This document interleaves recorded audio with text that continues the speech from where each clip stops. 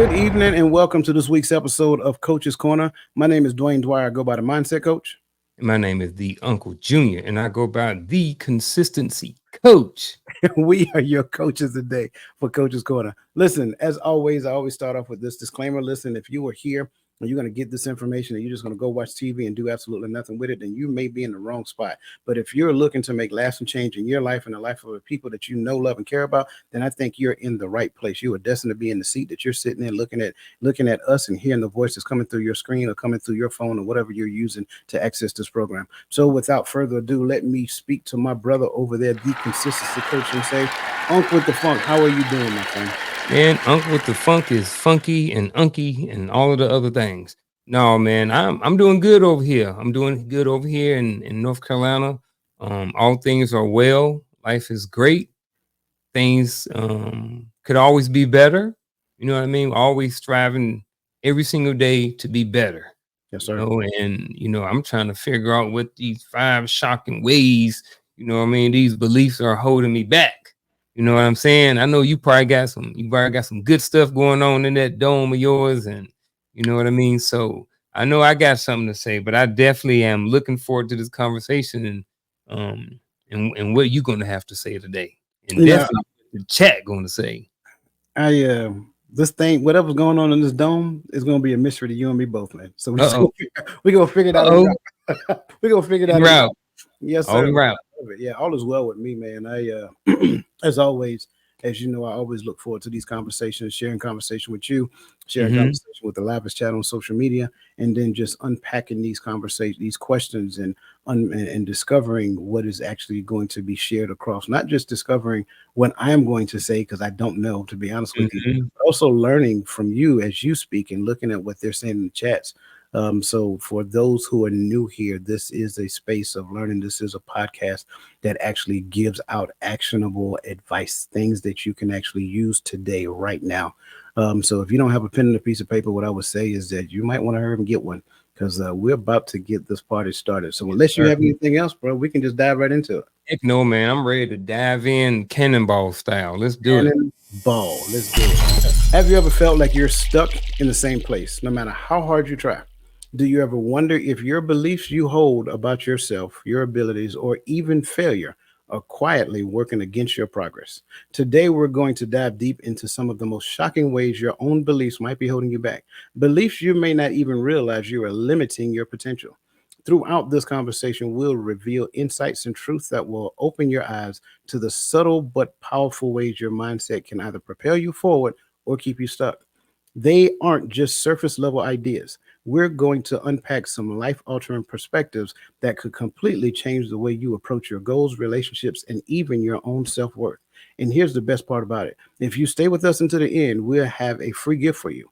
It's designed to help you take the revelations from today's conversation and apply them directly to your life, creating real, lasting change. So stick around, because this might be the breakthrough you've been waiting for. As always, I thoroughly enjoy these conversations. And over the years, you and I both being certified speakers, coach, and trainers, over the years, have realized something profound. And that thing that I realized, that being uncomfortable is actually a good thing. And so the challenge is, especially Say that again. that being uncomfortable is actually a good thing. Okay. But the challenge that we face when it comes down to being uncomfortable is that we don't like it. So the first point, the number one point when it comes down to the 5 shocking ways your beliefs are holding you back, is this: the comfort zone fallacy, belief in safety over growth. So starting there, how does the belief that staying in a comfort zone to ensure safety limits potential opportunities for growth and success? Um So here's what I think. When I started looking at this question and I started looking at comfort zone, I started being reminded of being in the military, right? Being in the army and being deployed, right? So when you gone for 12 or 15 months, everything you do every single day, I'm not saying it becomes monotonous, but it's Groundhog's Day. You get up, you do the same thing every single day. Most of the time, you're not leaving. And one of the things that we used to hear all the time, at least I used to hear, was um, stop being complacent, or don't let people become complacent. Getting too relaxed where they're not keeping their eyes on the prize or staying vigilant, different things like that. So when I looked at this question, that's what I thought of. And when I thought about this, I started thinking about a marriage or a relationship that has had some years in it, right? So I think sometimes when you've been in a marriage or you've been in a long-term relationship, but even with people, not necessarily a marriage, but I only want to speak about marriage or a relationship, a long-term relationship between a man and a woman. And I believe that sometimes what happens is we get in a comfort zone and we start getting complacent. And I think some of it is because it's safe, and it's sometimes it's to ensure our safety, because honestly, some of us, or not some of us, but some people out there are in relationships and they really shouldn't be, because it's a safe place. But I think what happens is when people are in a relationship, and they get complacent, it can limit growth. It can limit opportunities. You can't grow when you're like, all right, here we do. I get up in the morning, I cook breakfast, I clean the house, and then I eat lunch. Then I go to Walmart. Then I come back home and I cook dinner again. You know what I mean? And then he go to work. He come home. They watch TV and blah blah blah. It becomes a routine. They become in a comfort zone. And then what happens, sometimes the couples can start drifting apart.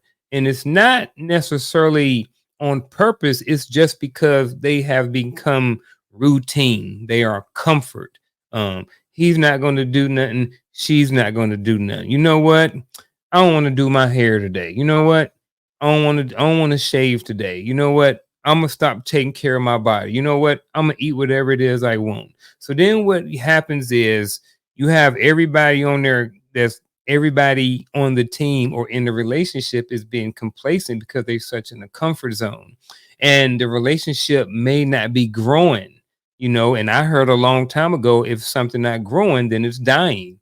So I look at my relationship that if we are not growing, we're dying, So I think that when it comes to this comfort thing and this question, I believe that staying in your comfort zone can limit your growth and your potential for success in the relationship, because you're not focused on growth. You're just in a routine. Listen, if you miss what he just said, please go back and listen to it again. I just want to encapsulate something that was profound, but it may have went over people's head because it was caught up in everything that you were saying. People are in relationship for safety. That's very interesting, Mm-hmm. right? I'm smiling because I know it's true. It's very interesting, right?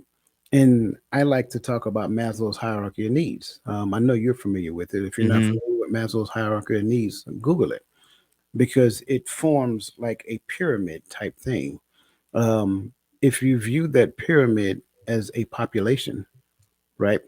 At the bottom of the pyramid, you'll see this thing that says safety and security, right? But if you're existing in safety or security or whatever you want to call it, then what you'll find is that you're just looking to survive. That's why I tend to call it survival. And when you're in a survival mentality and you view your relationship as that, well, that stifles the relationship because the relationship itself is supposed to flourish. Mm-hmm. That also works in me as well. So when I am existing in survival, what ends up happening is that I look at everything through the lens of survival. What's in it for me? What about me? How do I fit into all of this? So I love Mm-hmm. the fact that you went there. As I look at this question, it's a thing that pops in my head. The greater the risk, the greater the reward. If I Mm-hmm. take no risk, there is no reward. If I take minimal risk, I have a minimal reward that's coming. This concept shows itself to be true whether we're talking investment, whether we're talking relationship, whether we're talking life advancements, things of that nature. I don't care which way you go with this. Some of us came out of high school and went straight to the workforce, right? Some of us needed to do that. I get that. I accept that as reality. Some people were fortunate enough and they went out of high school and straight to college. So they sacrificed the immediate money gain, right, for 4 or more years so that when they did hit the job market, they actually made more money than those who actually went in fresh out of high school. Mm-hmm. This concept is a true concept. I don't care what it applies to, it works. So when you look at things from the standpoint of wanting to be comfortable, stay in the comfort zone, I'm good where I'm at, whatever the case may be, well, then you're right. I am going to slowly start deteriorating. And you being the consistency coach, a big workout guy, training for a marathon, you know that to be true because many of our peers, hate to say this, but they're grossly overweight, whatever the case may be. And I'm not talking about people who have physical concerns. That's totally Mm-hmm. right. But those who just go work a 9 to 5, come home, plop on the couch, get them a cold one, right, and then start changing the channel. Well, that's a sedimentary life. So a sedimentary life will have it will take its effect on you because you're still dealing with the ebbs and flow of life as well. Life don't stop lifing because you chose to be comfortable, right? So while you're choosing comfort, life gonna keep on lifing. And at a certain point, what ends up happening is a lot of things that we can consider. Inflation don't care if you're comfortable or not. Inflation is going to happen. So a job to where you had a lot of disposable income back in 2000 may not necessarily look as comfortable in 2024. So I think when we look at this, and I don't care what arena you look at, same thing would applies to the job market. If you don't want to go outside and do that extra stuff, right? Invest in yourself, invest in your personal development, invest in your personal growth, those things. And remember, personal development and personal growth work hand in hand. You won't have one without the other. If you don't do that, and sometimes it's going to be your own dime, if you don't invest in yourself, I guarantee you, you're sitting in a level of a comfort zone. But if you wait too late, and trust me when I tell you, like I said, life keep lifing.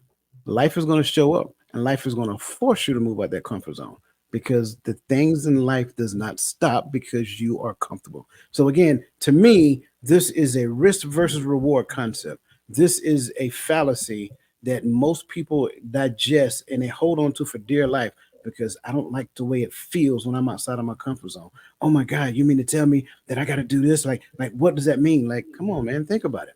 Think of it. Just slow down long enough and process it mentally. If you slow down long enough and process it mentally, you must continue to take risks in your life as long as you have a desired outcome that far surpasses where you are right now. Man, you said a lot. There's some great words over there. I knew I was good by tuning in to this channel today. I knew I clicked on the right link. You got to start it. I just want to put it out there. You started the ball rolling. You was the one that mentioned people are in relationships for safety. I'm like, Bro, oh boy, I loved don't it. say you didn't. We both have already had conversations. We both have been in that place before where we were Yes, in sir. relationships for safety. Good, bad, Absolutely. or indifferent. There's a little transparency for y'all. And Absolutely. here's a little analogy for you, right? So don't get it twisted. Like there's a downside to this too, right? So you have a relationship, right? These are two people in a relationship, two bottles. Now let's say, for instance, they're both empty, right? And one person is constantly putting something in their body, their physical, their mental, they're constantly adding things to their life. And what I mean by that is they're constantly working on their personal growth, right? So what's going to happen in a relationship is you're going to have one person whose bottle is getting filled up with personal growth and another person is not.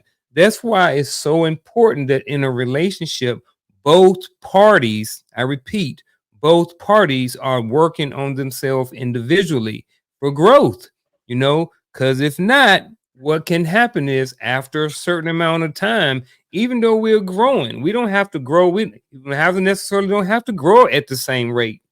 In fact, most people are not going to grow at the same rate, and that's okay in a relationship.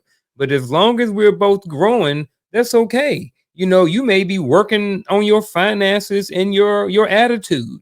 I may be working on my ability to speak in a comfortable tone and picking up my stuff off the floor. You know what I'm saying? But they see what I did. I was just But about at to the say it. same but at the same time, we both are working on something. And even in our personal life and in the personal growth, we're going to be able to have more conversations about things. We're not going to, just be talking about stuff we did in high school. Now we've graduated. We can talk about stuff we did in college and we've built things where now we can talk about consistency. And we both have learned about leadership. Now we can have conversations about leadership. So what happens is when you grow, and both people are growing, it gives y'all more information to have conversations about. You get to learn more about each other. You get to learn more strengths and more weaknesses. You get to learn more about yourself and how you can be a better person for the other person. So all of these things come from growth.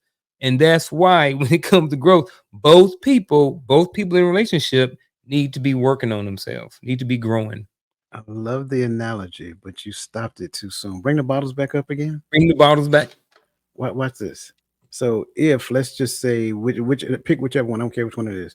Let's just say that bottle is full, and that Mm-hmm. bottle, the other bottle on the other side, is only a quarter of the way full. Well, what's going to end up happening is the quarter full bottle is going to start pulling from the full bottle because the quarter full bottle feel like they're entitled to it. That Ooh, yep. becomes problematic. Yep. I'm just saying. Oh, you just stepped on somebody's toes, man. I You didn't better hurry mean and go. to, You better hurry and get to the next question for they tune us out. For they go back and watch some TV or something. but the same thing happens in life. Even if you're single, Right. if you're looking at the work environment, whatever the case may be, if you're not filling your cup, you feel entitled that somebody else is supposed to fill your cup. Mm-hmm. It's a reality. That's why I keep saying that this comfort zone fallacy is a thing. You can't Yeah. listen. If you don't do anything, if you get nothing else out of the other 4 points, pay attention to that one because that one right there by itself can change your life. If you just take a chance on yourself, put it up, put everything on one and take a chance on self and recognize that this is my most valuable resource right now. Okay, and invest in this. I guarantee. I don't do a lot of guarantees, right? But I guarantee you're going to start seeing things change, and that's it. Don't In don't don't hold it. all aspects of their life. All aspects, Yep. man. I love the way we're starting this conversation off, Bro, man. I do too. Because But the minute that I you wonder we gotta no, go check ahead. the chat and make sure some people still here. Make sure we ain't hit them up with too much in the first question. Oh But if no, they gone, they weren't supposed to be here anyway. no, they're locked in. I guarantee it. But Yeah, they see, locked. here's the funny Our part chat about it. always locked in. Yeah, man. But see, here's the funny part about it. When I make that decision to stretch myself outside of my comfort zone, then fear starts to kick in. I start looking at a lot of things and I start having these things go through my head. I'm feared, of this thing or that thing or whatever the case may be. And unfortunately, sometimes fears can manifest itself in perfectionism or whatever else it looks like.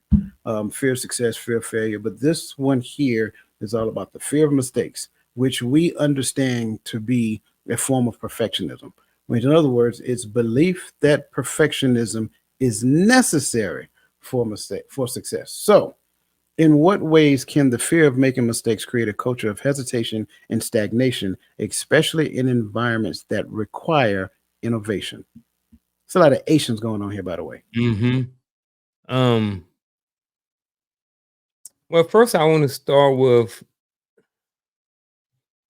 no, I ain't gonna do that. In what ways can the fear of making mistakes create a culture of hesitation? Well, it kind of like the other question, it becomes routine. It becomes something you do on a consistent basis, right? First of all, there's nothing wrong with making mistakes. Everybody in the world makes mistakes or has made a mistake or make mistakes on a um people make mistakes. It's not the end of the world, right? If you're not paying attention, you got 10 things going. Well, that ain't a mistake. But you make a mistake and the top to the salt ain't screwed on tight. You thought it was, and you dump it in the baked ziti or something like that. Now the baked ziti's real salty, right? That's just a mistake. It's okay. But what happens is I think when you're scared to make a mistake, you don't get to get to the point to where you can eventually cause things to change in a positive way, right?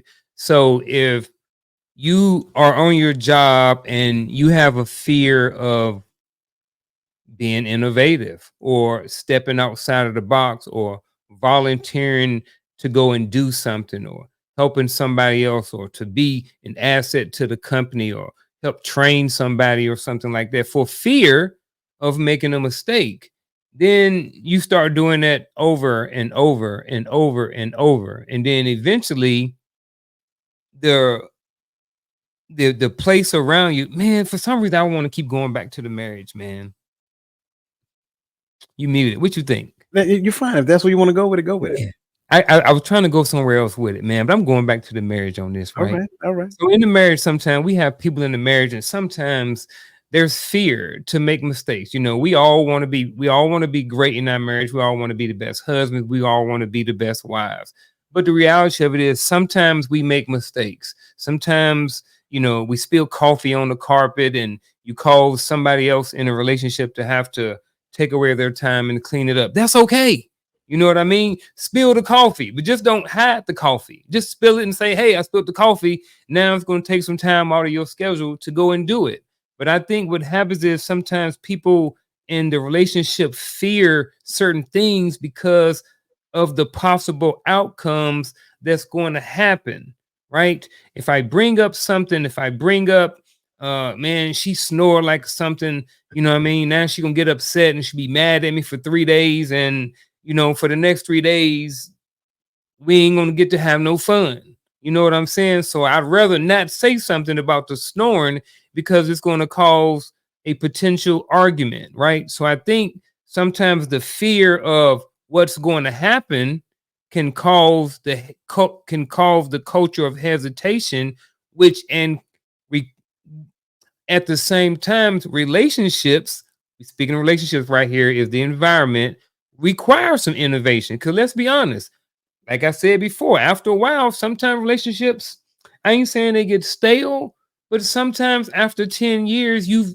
done a lot of things already. You've been on a whole bunch of date nights. You've had a bunch of movie nights. You've had a bunch of Netflixes and chill. You've had a bunch of all of these different things in your relationship. I'm married, man. I'm married. You know what I mean? So after a while, it's like we need to become innovative a little bit more. Let's add some, when people talk about adding spice to the relationship and stuff like this, this is part of the reason why. So you don't get stagnant, as the other question. And right here, I don't know, man. I'm all over the place right now. But I think I had some good talking points somewhere in there, and hopefully you'll be able to gather some of them up, and hopefully some people in the comments will be able to pick out the bones and throw away the fish scales. You are good. Um, I think when we look at this, a couple of things we need to understand. We need to understand the difference between culture and environment, right?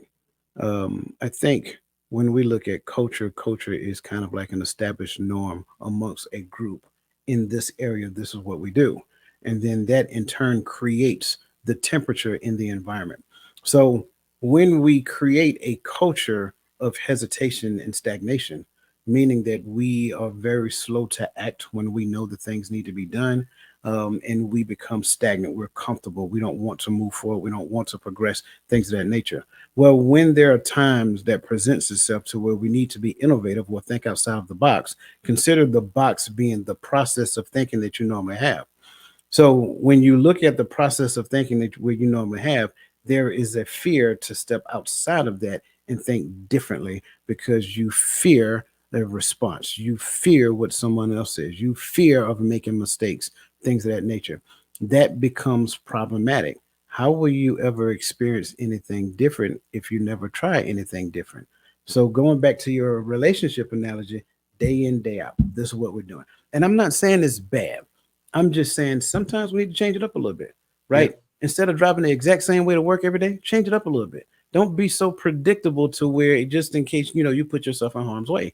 Those things are important to consider. Well, the same thing applies to your life. Don't be so mundane to where you never look at changing up your routines because trust me, this thing right here has a way of responding to complacency. So now In the midst of looking at the fear of mistakes, well, I'm fearing to make mistakes, therefore I never take the risk that requires the mistakes to go along with it. Mistakes are part of the growing process. It is necessary to make mistakes. Here's the best part about it. There are lessons that you learn in the mistake phase that you did not learn in the conception phase. Mm-hmm. Let me say that part again for the people in the back. There are lessons that you must learn in the mistake phase that you won't learn in the concept phase. Okay.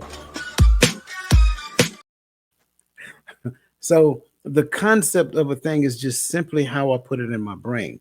But if I fear actioning what I have in my brain, it might sit here. I might be able to regurgitate it and I might be able to talk good about it.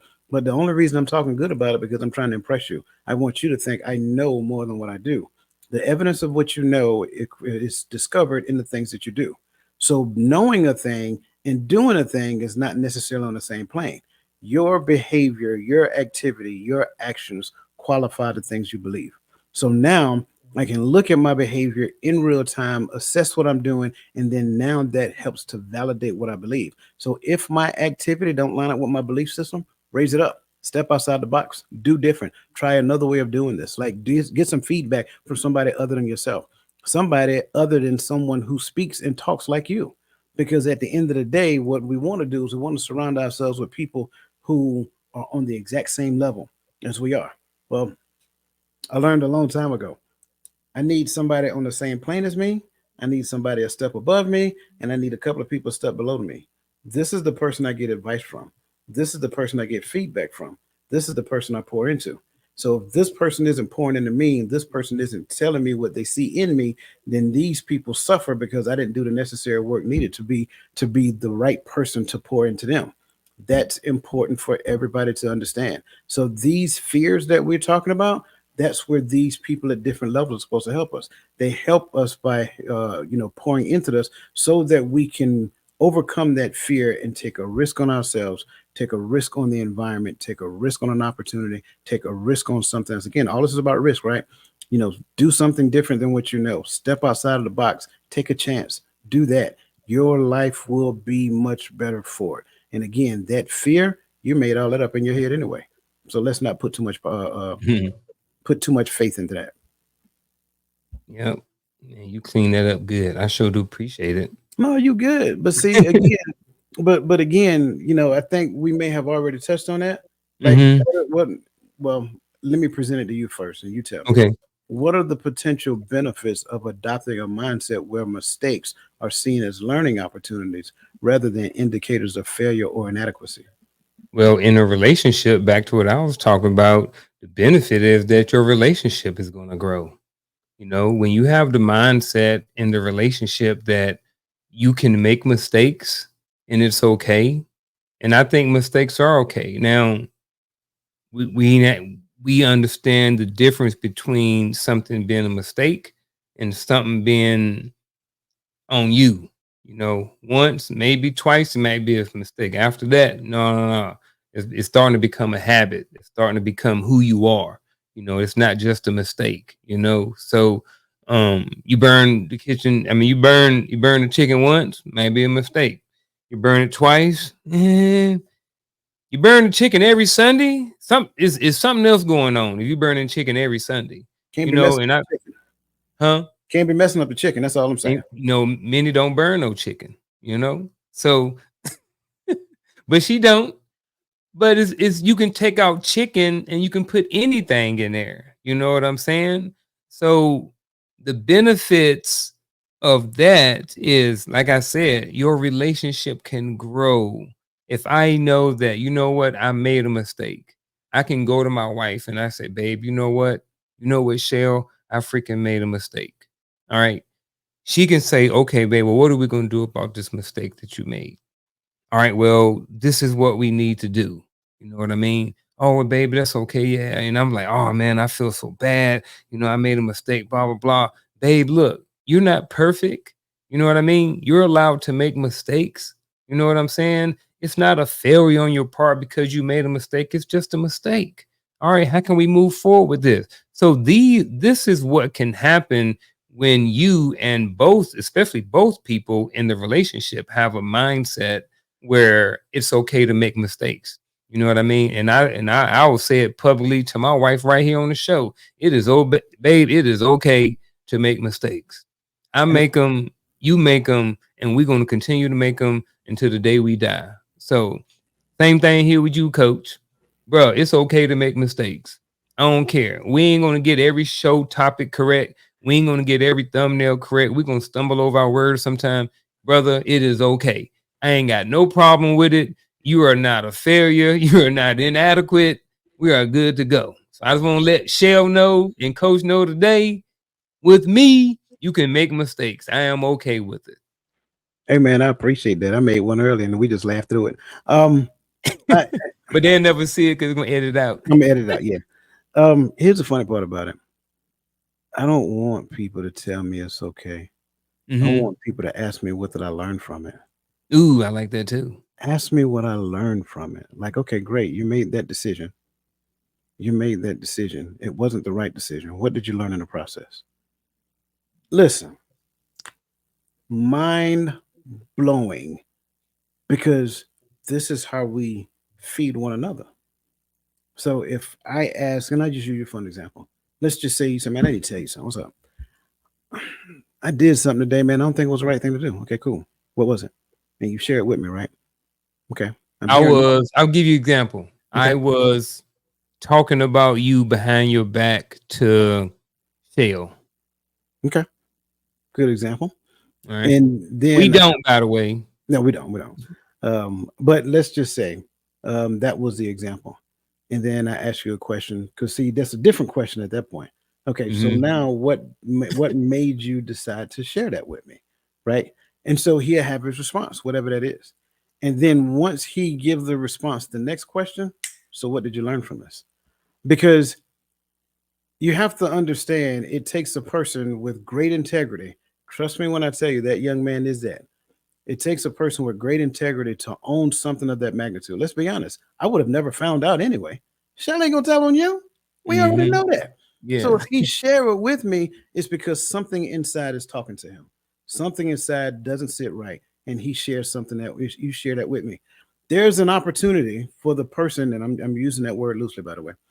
That person can choose to be mad. But why be mad when the other side is that you can choose to appreciate the fact that that you told me? So now harness that conversation, nurture that conversation, and then now let's grow from that conversation together.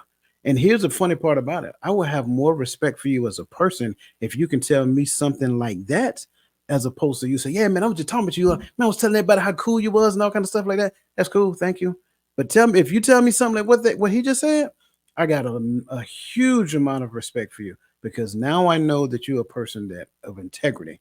And when you show me that you have that level of integrity, the relationship grows and things of that nature. Now, of course, ideally, we don't talk about each other behind our backs unless it is something that we're saying good.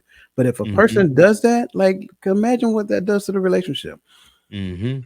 Imagine in that same aspect, this took place in a work environment. Not necessarily talking about somebody behind their back, but the employee makes a mistake and go to their supervisor and say, "Hey, Mr. Martin, can I talk to you real quick?" Like, yeah, I made a decision. It wasn't the right decision, and I kind of feel bad about it. What was it? Okay, I did this, whatever it is, fill in the blanks, and then Mr. Martin like, okay, fair enough. Now, what did you learn from it? A great level of stress just came off that person's shoulder. It's still going to eat at them because they made that decision. But in their mind, they're thinking Mr. Martin gonna come down with the hammer. Boom. But he don't. Mhm. Okay. It happens. We all make bad decisions. Now, what did you learn from this bad decision? Can you imagine the value of that conversation to that employee when they walk out of Mr. Martin's office? Like, man, Mr. Martin's he is everything. Like this isn't a facade. He show well, who he showed himself to be. That's exactly who he is. And now their trust in you just went through the roof. Like they're gonna come to you, Miss Mark. Can I talk to you? I want to do this thing, but I don't know if it falls within the scope of. Okay, tell me about it. Well, I want to do this. I want to implement this, and I think this would do this, and so forth and so on. Okay, what are the drawbacks in doing so? Like if you can consider the worst possible scenario in doing this, what would that be? Well, I really can't find any worst possible scenario. Maybe it doesn't work. Okay, so if it doesn't work, then what? Well, we just do business as normal. Do it. You see what I'm saying? Now he is Mhm. analyzing everything. If you're telling me that you did the analysis and you see within the analysis phase that it will work, it will actually make what we do better. That's the innovation piece that we talked about previously, right? It will make what we're doing better. But then you ask the drawbacks, and really no drawback. It's just that we go back to business as usual. Let's try it. Now again, relationship just developed. So I think this is huge, and that's one of the reasons why I wanted to spend a great deal of time talking about this, because this by itself will strengthen relationships, not just in the workplace, not just in the home, not just in the family dynamics, cousins, sister, in-laws, outlaws, all that stuff, but it just makes everything better. I agree. I definitely agree, man. That was a that was one. That was a good question right there. It was. I think Yeah, it was. that was a really good one. I like that one. But I I like also think, in conjunction with it, like, especially with the example you gave just now, because I thought it was great. I think the things that prevent people from nurturing that conversation is this thing they call scarcity, yeah. because they believe, unfortunately, that there's a lack of something. So, a scarcity mentality, which is number three, belief that there's not enough for everyone. And that lack could be, finances, love, trust, care. It doesn't really matter what it is. That's what a scarcity mindset will actually do for you. So, how does a scarcity mindset, the belief that resources are limited, influence decision making and attitudes towards collaboration? So, are we talking a scarcity mindset or literally just having scarcity? And I'm talking about finances, right? Just flow with it. Let's see what comes out. Um, I don't know, cause see, for me, this is I looked at this one, I looked at this one over and over and over, and I couldn't come up with an example. I don't recall ever really having a scarcity mindset. So with this question, I've been kind of stumped on it. Um, but I've seen other people have scarcity mindsets. Go ahead, So, allow me to give you an example. I think the please do. finances is easy, right? It's easy Yeah, to talk about the lack of resources as far as money yeah. is concerned, and then what that does to you on the other side. But I'm gonna take a page out of your book and go the relationship route. hmm So, when I have a scarcity mindset and I go into the space of relationship, it becomes exactly what those two bottles were. One is filled because of the work that they did on themselves, and the other one is limited. So instead of them doing the work on themselves, they pull from the other one because they fear something happening on the backside. So like the love that you have, I don't want you to give it to anybody else. The care that you have, I don't want you to give it to anybody else. Things of that nature. And so for them, because they feel that there is like a finite resource pool, then they feel like I got to, be the best version of this. I got to do this. I got to do that. I got to do this so I can get my piece of the pie. Right. And it Mm, becomes like a battle for resources. I want to be the first to do this. I want to be the first to do that. I want to be the first to do that. But that's the scarcity mindset. There is no limited supply of anything. Like, I think we was talking a few months back, and I brought up the analogy about water. At one point in time, somebody was, I can't remember who it was or what state it was. Like, it's a limited water supply. Like, all that ocean out there, and you mean yeah, to tell me we got a limited water supply? Ain't no way. I'm not yeah. buying that. And no. So when we pull our mind out of scarcity, then our attitude changes about the way that we see things. I don't feel the need to say, Garfield's he's my friend. Like, why are you spending time with that person over there? You didn't call and check on me, but you called and check. You see what I'm saying?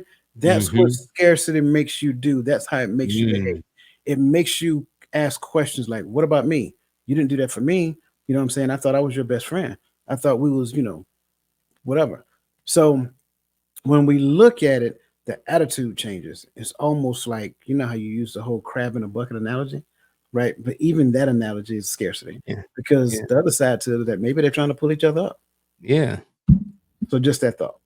Mm. Man, this one of them questions. I don't think I got anything to add to. Like in with almost 3 years, I think this is the first one where I can honestly say that um I really don't think I have anything to add to this. I can't really understand that type of scarcity mindset that you just referred to. I don't know if I'm different, um, but I don't understand it. No, no, you're good. You're fine. And Uh-huh. you know, I um I want to say this in conjunction with it as well. Mhm. I think it's important, especially in our community, if I can use that as an analogy. I think it's important for us to stop focusing on the lowest form of our existence, because focusing on the lowest form of your existence is evidence that you're existing in scarcity. And so when we focus on, I'm a male, my skin color, those things, whatever the case may be, those things lead me to expect or want something in response. So when I start behaving like I'm entitled to this, or I should get this, or you didn't do this for me, or whatever the case may be, that also reveals a thing. So we have to be careful, we have to be consciously aware of how we're showing up in space. And the best part about it is that I don't have to compete, because that's one of the biggest things that scarcity does. So instead of collaborating with others, I compete against others, thinking that they're out to, get over, or they're out to do this, or whatever the case may be. When the truth of the matter is, none of that, based upon evidence that you have seen, may be true. Now, can it possibly be based upon something that you can conclude a thing? Sure.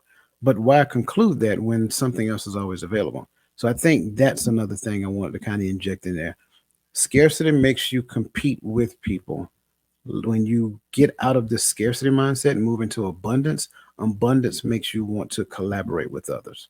So just wanted to add. I'm sorry, you about to say something? Yeah. I think something I may have gathered that from listening to you may have been I could see this now. I'm kind of looking back at my job I had when I was 3 years out of the military and looking at that. And I kind of see it as somebody like working on a job and, having information or believing that it's limited and then not sharing certain things. Like there's a hesitancy to share. I don't know. And now I'm thinking about it even more. I'm thinking about somebody I knew in the military, and they outranked me by one. And I remember people telling him, he don't want to teach anybody anything because he's scared that somebody going to know more than him and they're going to outrank him eventually or get a potential position or something that he may get. So I don't know if you ever heard about anybody like that in the military, about people not wanting to train you and stuff like this. But with that kind of fall into it, maybe somebody not being willing to share information because of the scarcity mindset that they may not get their promotion or something. Sure. I wouldn't even limit it to promotion. People, like, they tend to compete for recognition. And Mm, so when they get information, they want to feel like they need to be the first person to share that information, because they want to, garner that attention. And so mhm. that's part of that as well. Like, at the end of the day, the information, especially today, I mean, it's easily accessible. Yeah, I So don't get that. yeah. So me being the first person to share it means absolutely nothing. It really Yeah. reveals more so about who I am, as opposed to, me being recognized for doing it first. Like, first, this isn't a race. You know what I'm saying? Like, at the end Yeah, of the day, sharing information and actioning information is two different things. And so that's the other part. I that's think true. I think to that point, when you look at a job performance, certain people struggle with control. um, Mm. it can be a way that scarcity manifests itself as well. If you want something right, I got to do it myself, right? So that, well, why don't I teach you how to do it? And then in teaching you how to do it, now I got multiple people who can do it, and we can get more done faster. But that's the piece about collaboration. I don't Mhm. teach you because I want to be the hoarder of information. I want the recognition of knowing how to do it. I'm the best at doing this. Therefore, I'm looking for the praise when I get it done. No. How about you train a couple of more people to do it, and look how much more productive we can be as an organization? So yeah, you're spot on. Mhm. Yeah. Man, this Thank time you. ain't slowing down, bro. It ain't. It is not. All right, I want to make sure we give them all five. So next is fear of Whew. rejection, and this is a huge one in the space of relationship. Belief that failure in relationships or social situations means you are unworthy. How does that belief, how does the belief that failure in relationships or social situations is a reflection of one's worth affect how people approach their personal and professional connections? Um, Speaking from experience, um, maybe even you, but I know that for some of us who may have been, you know, raised in raised in the church, we heard them good old fire and brimstone messages and stuff like this that talked about, yeah, you got to stay married, right? Forever, no matter what. I don't care if he beating on you, she beating on you, they beating on the cat, you know what I mean? They kicking the dog, all these different things. Y'all need to stay together no matter what and just pray about it. I know I ain't the only one up here or in this chat that didn't heard this growing up, right? So that's what I got. So, like a lot of people, they may have stayed in a marriage or a relationship too long, right? For fear, is that word again today, for fear that we going down there with the devil, right? As we say with little kids, you going down there, right? So that can play a huge role in how you approach life and how you approach your future personal and professional connections. I was married for 19 years. At some point in my marriage, my first marriage, I thought that we was going to be together no matter what. And I thought at some point that I was a failure because my relationship failed. But just because the relationship failed, it doesn't mean that I, per se, was a failure. You know what I'm saying? It's not the same thing. Just because a relationship fails, that does not mean that you are a failure. It took two people to start their relationship, and 9.9 times out of 10, it took two people to end it, whether regardless of what role you played in it you know um I definitely saw that at some point of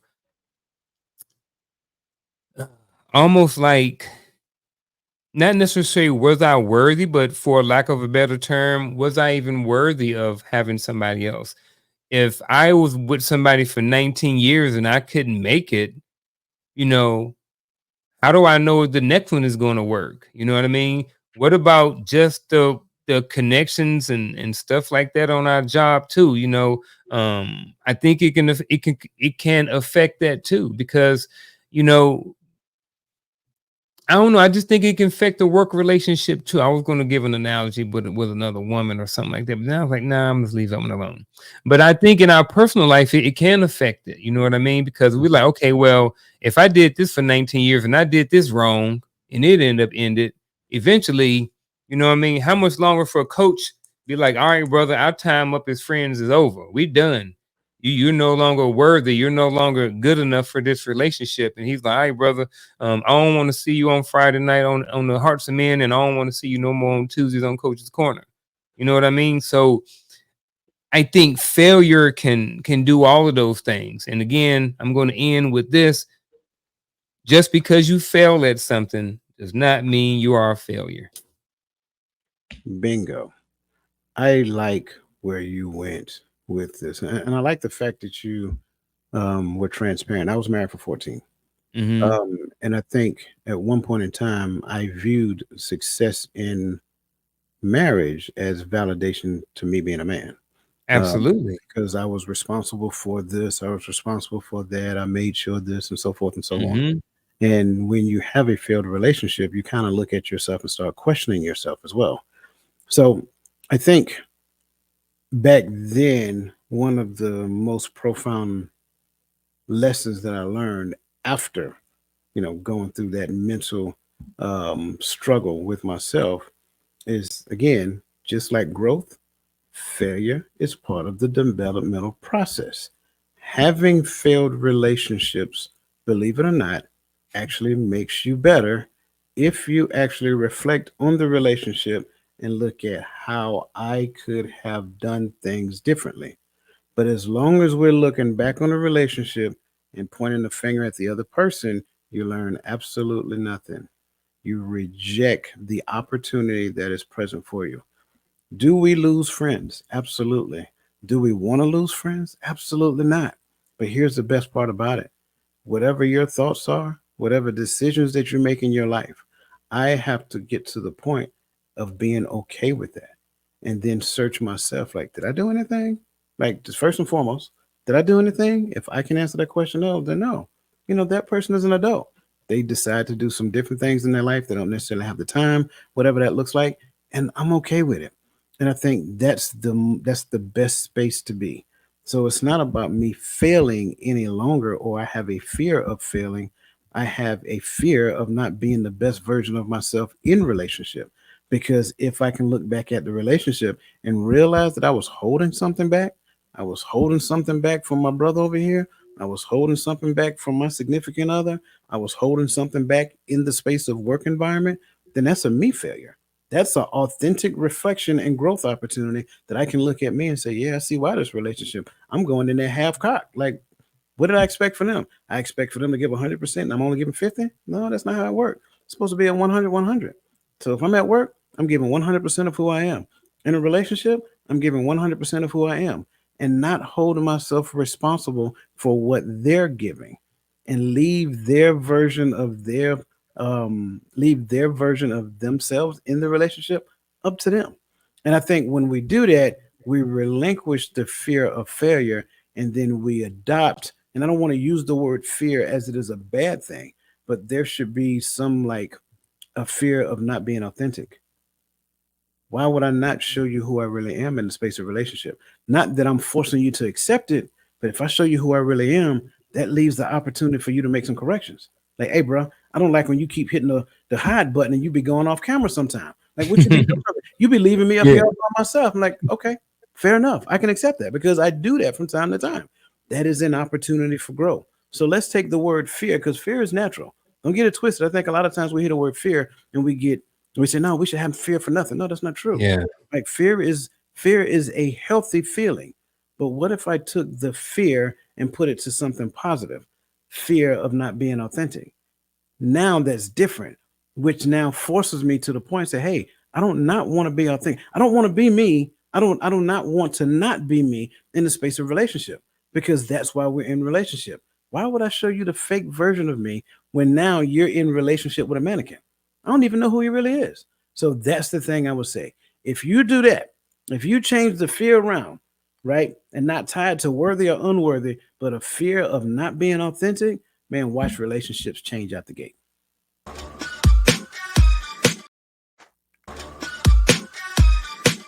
I wasn't working. Did it 2 times. I wasn't looking forward to it. You hit that one 2 times. All right, man, we got to jump on to Two number times. 5 real quick. Oh yeah, we All right, do. the fifth one is the need for external validation. I think a lot of people already got this one licked, right? Belief that your worth is based on others' opinions. So, how could focusing on internal validation instead of external opinions change an individual's approach to their personal and professional life? I'm trying to keep this one short as sweet and possible as I can. Man, how could focusing on internal validation instead of external opinions change an individual's approach to their personal and professional life? Man, it will take your entire life to 10 million whole new freaking levels. This is one of the biggest problems that a lot of people have. They're so worried about what somebody on social media, somebody who don't sleep in their bed, somebody who they only see for a certain amount of hours a day. They are so worried on someone else's external opinions. Who cares what coach think about my hat? Who cares what the chat think about my sweatshirt? I like it and I'm gonna wear it again next week. Maybe, maybe not. But what happens a lot of time, people are so focused on everybody else that they're not worried about. They're not even thinking about themselves. They start comparing themselves and doing all of these other things. You know what I mean? But when you focus on yourself and you don't have time to worry about anything that anybody else says because you're focused over here, and focus means like I'm here, like a horse with the blinders on. I'm focused. I'm not seeing what's going on over there. I may peek when I turn my head, but that's not my focus. So because I'm focused right here, this is where all my energy is going. My energy is not going over to what coach said to me on TikTok, what Gaddy said to me on Facebook, and what Coach, and then what Roland said to me in the group chat on Consistency Fitness. You know what I'm saying? I got time to be worried about all of this stuff. So how can focus on internal validation instead of external opinions change an individual's approach to their personal and professional life? It can grow your life, it can grow you, and you can overall be a whole lot better person because you focused on the inside and growing that, and not what somebody you don't even care about or they don't care about you thinks. Who cares? Absolutely. And for the person who is trying to figure out what internal validation is, think about what I just said. The fear of not being authentic, right? Because what I'm looking to do is be the authentic version of myself so that the people I'm surrounded with, I can see how I behave around them. Then I can actually see my actions, take my actions and look at those actions, compare them to my belief system and see where they're misaligned. Now that gives me the opportunity to change. That's the internal validation piece, right? So it becomes a very instrumental piece of development. And here's the other side to it. I need people around me who can be totally transparent about what they'll see, because now it's not that it's their opinion. No, they're objectively seeing my behavior and responding to the things that they're seeing. So it's not so much about an opinion based thing. Well, I feel like I don't want to hear that. Tell me what you observed, because now when you tell me what you observe, that gives me something to go off of. So that's why we be careful with who we're in relationship with. We're in relationship with people who have integrity, people who are honest, people who are transparent, and people who really have your best interests at heart. And then that helps me to clearly line up what my internal validation is telling me and the external thoughts of a trusted partner is showing me and is sharing with me in response. I think that's the most appropriate way to do it. So, Mhm. man, time is flowing, bro. We got to get. Yep. We're gonna Yeah. do a couple of true false, man, and then we're gonna do a couple of these multiple guests, and then we'll Okay. move. Multiple guests. Yeah, man. So we're gonna hit the true false up real quick. Hmm. So first and foremost, true false. If a relationship or social connection doesn't work out, it is because the person failed to present their true self effectively.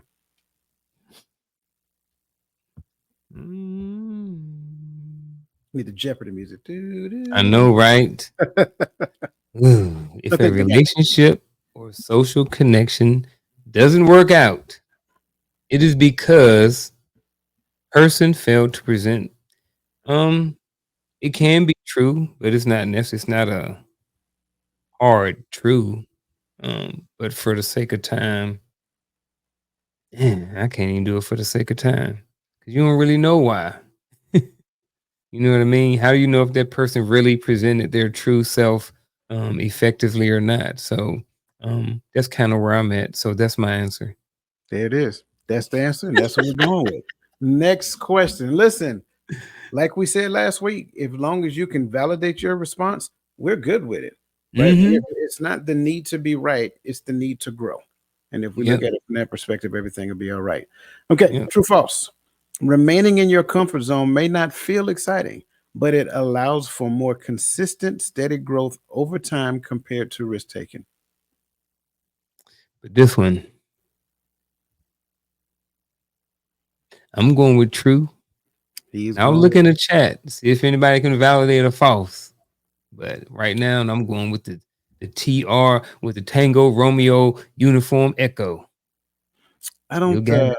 Some people may feel like remaining in the comfort zone is exciting. I don't know. I mean, I however mean, they for look at it. some, yeah. Okay, true, false. Last one. The belief that there are limited opportunities make people more strategic and careful in their decision making, leading to greater success. Did you Mm, just growl? Did you just growl? mm. I think so. Oh, makes people more strategic and careful in their decision making. I think for a lot of people, it don't. It's for me.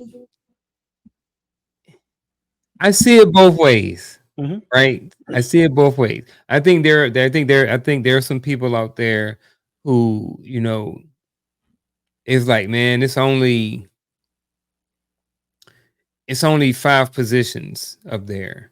And I in this 12 of us, I Hmm. already know I ain't gonna make it. So you know what? I ain't doing nothing. Yeah. And then you have somebody else may say, you know what? It's 5 positions up there. It's only 5, but it's 12 of us. You know Hmm. what I need to do? I need to get on my book. I need to write a plan, a strategic plan, and I need to start adjusting, making some new decision making process in my life, and I'm gonna have greater success, and I'm gonna get that opportunity. So I see it both ways, and I think I was able to justify my true and my false. I can't question. I can't question that. I like what you said. Um, I would look at this one as strategic is more so of long term planning. Um, True. so in the aspect of long term planning, um, and I'm thinking about something in particular as well. In the aspect of long term planning, the plan takes place regardless of the resources being present. And so, True therefore, too. now seek the resources after a long term plan. Having limited resources and limited opportunities make you careful. And so now, in the space of taking care, we now plan according to the limited opportunities or resources that exist. So Hmm. that's just another side to what you're saying. Not saying that you're wrong. I Yeah, just want to kind of present that argument as well. So, absolutely. whatever your response, again, validate your responses. I am curious to see your perspective because I'm sure that there are some experiences that go along with this. Hmm. So, getting after the multiple guests. Meet Alex, a mid level manager at a tech company who has been in the same position for the last 5 years. He's good at his job, but something's holding him back from pursuing higher level roles. Despite his desire for growth, he often avoids taking on challenging projects because he fears making mistakes and believes perfection is the key to success. He regularly stays within his comfort zone, completing tasks he's already mastered. Outside of work, Alex struggles with relationships. He avoids deep connection because he's feared rejections, thinking any failure in relationship reflects his worth as a person. In team settings at work, he holds back from sharing ideas because he's convinced that there are limited opportunities for recognition and he doesn't want to risk looking foolish in front of others. Instead, he seeks validation from his boss and colleagues, measuring his worth based on their feedback. This reliance on external validation stops him from making bold decisions both at work and in his personal life. Question number one: how does Alex's avoidance of challenges in both his professional and personal life reflect his belief that mistakes and failures define his worth? A. Alex believes that mistakes will lead to learning and growth, so he actively seeks out challenges. B. Alex thinks that mistakes reflect his lack of talent or ability, so he avoids taking on new challenges. C. Alex views failure as an opportunity to prove himself, so he frequently tries new things. And D.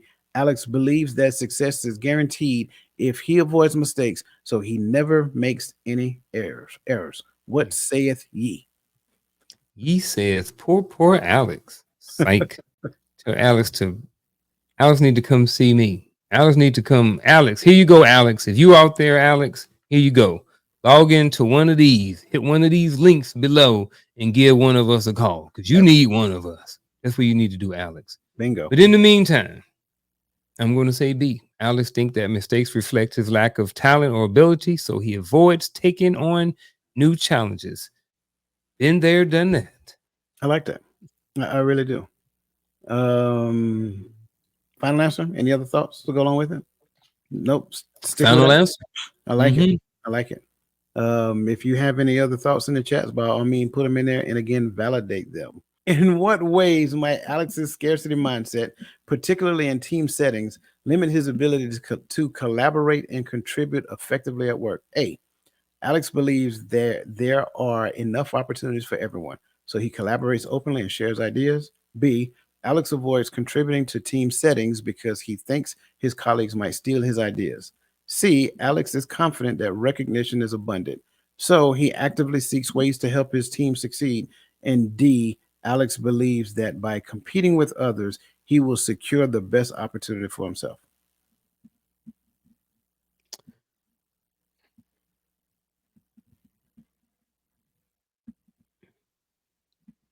So the only thing I can say is I don't necessarily agree with the second part, but I agree with the first part when it says Alex avoids contributing in team settings because he thinks his colleagues like I don't know, maybe I missed it, but Mm-mm. something about stealing his ideas. I missed that part. If you did read anything about it, but that's what I'm looking at right now.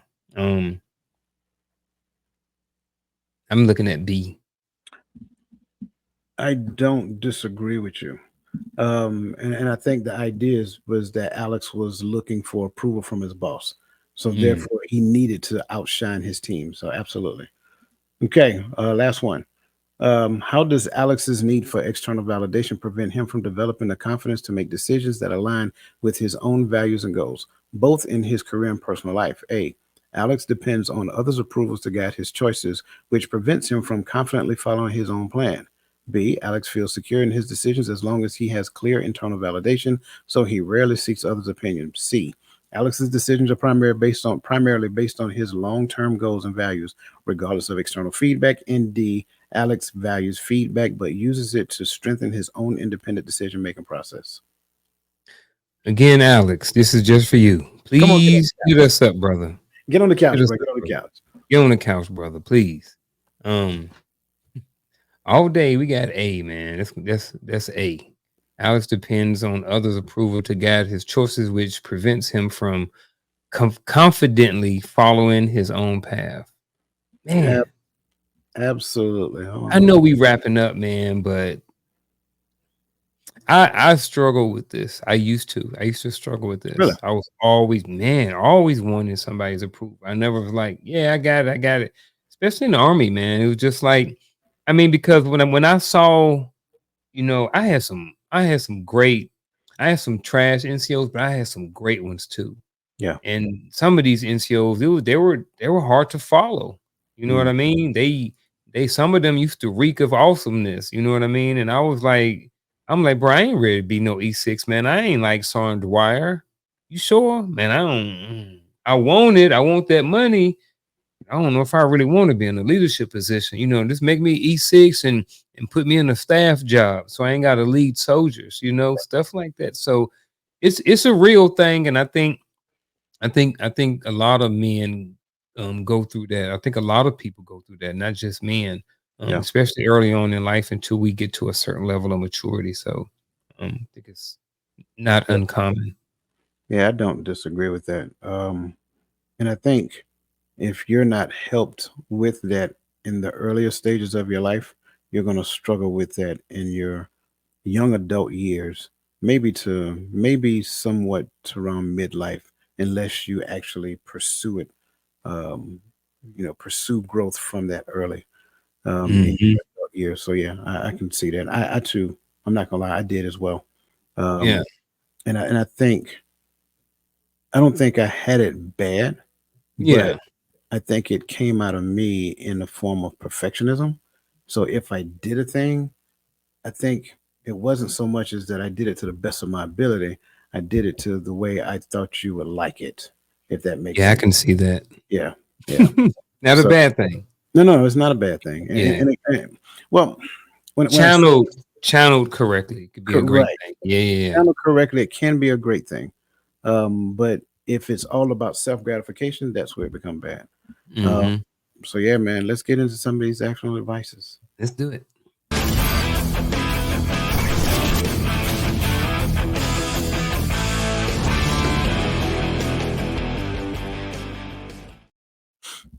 All right, I'm I up. got it. You Blow got me it? up.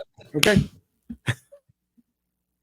Hey, I just got blowed up. Here's what's going on today, folks. Over the next week, I will start by saying this. Every week, we try our best to try to give you guys some actionable advice, something that you guys can take home with you after this recording and do something with.